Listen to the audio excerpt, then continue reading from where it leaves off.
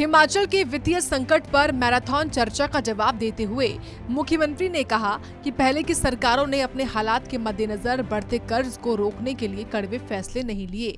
मुख्यमंत्री ने पूर्व जयराम सरकार और अपनी सरकार के समय में रेवेन्यू डेफिसिट ग्रांट और जीएसटी कंपनसेशन में केंद्र से काफी कम मिले तुलनात्मक पैसे का भी जिक्र किया। उन्होंने कहा, खतरनाक कर्ज के बोझ का सच सबके सामने है।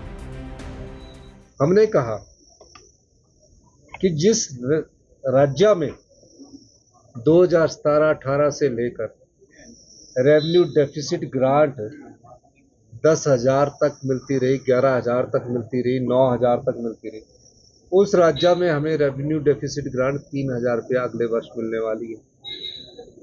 हमने ये भी कहा कि 5 साल जो जीएसटी कंपनसेशन था, जो कि जून 2022 में खत्म हो गया, 17 में शुरू हुआ था, जून 2022 में खत्म हो गया। आपको तकरीबन हर साल कोई 1300 करोड़, 1500 करोड़ रुपये, 1800 करोड़ रुपये मिलता रहा। पूरा डाटा मैंने अंदर पढ़ा है, आपने लिखा होगा, उसको मैंने आपको बताया। फिर रेवेन्यू सरप्लस होने के बाद राज्य की ऐसी हालत क्यों हुई और क्यों नहीं आपने सरकारी कर्मचारियों का डीए दिया, जो 10,000 करोड़ की लायबिलिटी हम पर छोड़ी। उधर मुख्यमंत्री के जवाब से नाखुश विपक्ष ने विधानसभा में अंतिम दिन वॉकआउट दर्ज किया। नेता प्रतिपक्ष जयराम ठाकुर ने कहा कि सीएम विधानसभा में फिर झूठे आंकड़े पेश कर गुमराह कर रहे हैं, जैसे सत्ता में आने के लिए कांग्रेस ने अपनी झूठी गारंटी का सहारा लिया था। बजट पर कट के मतलब सारी योजनाओं को बंद कर दिया एक तरह से। तो आखिरकार मुख्यमंत्री शगुन योजना थी, कई योजना थी हमारी सरकार की, लेकिन सारी योजनाओं को बंद करने के बाद आज मुख्यमंत्री जी से हमने कहा कि आप कम से कम इस बात के लिए तो माफी मांगिए जो आपने चुनाव के दिनों में कहा कि पहली कैबिनेट की पहली बैठक में फैसले लिए जाएंगे, नहीं ले पाए, 20 महीने बीत गए, तो ऐसी सूरत में माफी मांगो। उनने माफी नहीं मांगी और इसलिए हम सदन से वॉकआउट करके आए। वही बता दें, सत्ता पक्ष और विपक्ष के बीच हुई नोकझोंक के साथ ही अब हिमाचल का मॉनसून सत्र भी संपन्न हो गया है। सूर्य समाचार के लिए शिमला से ब्यूरो चीफ अरुण उनियाल की रिपोर्ट।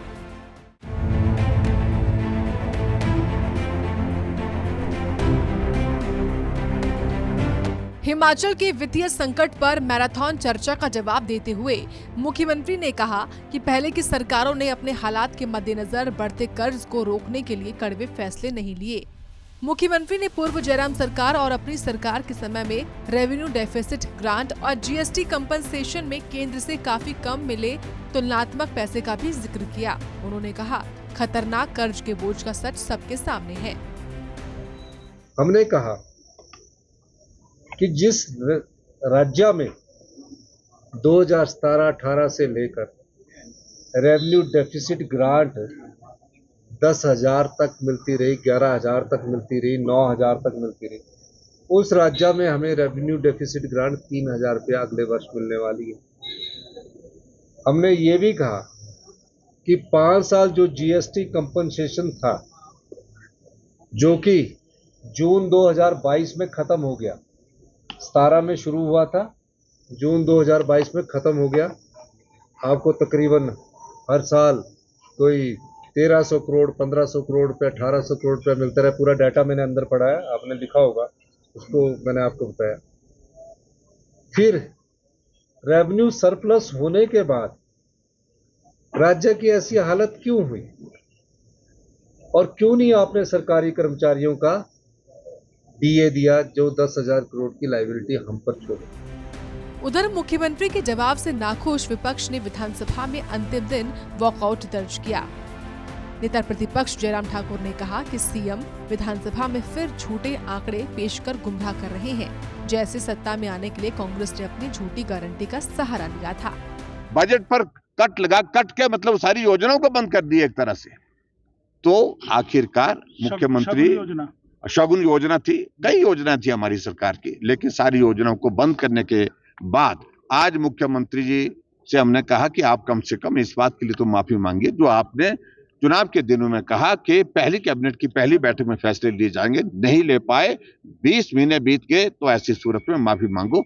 उनने माफी नहीं मांगी और इसलिए हम सदन से वॉकआउट करके आए। वहीं बता दें, सत्ता पक्ष और विपक्ष के बीच हुई नोकझोंक के साथ ही अब हिमाचल का मॉनसून सत्र भी संपन्न हो गया है। सूर्य समाचार के लिए शिमला से ब्यूरो चीफ अरुण उनियाल की रिपोर्ट।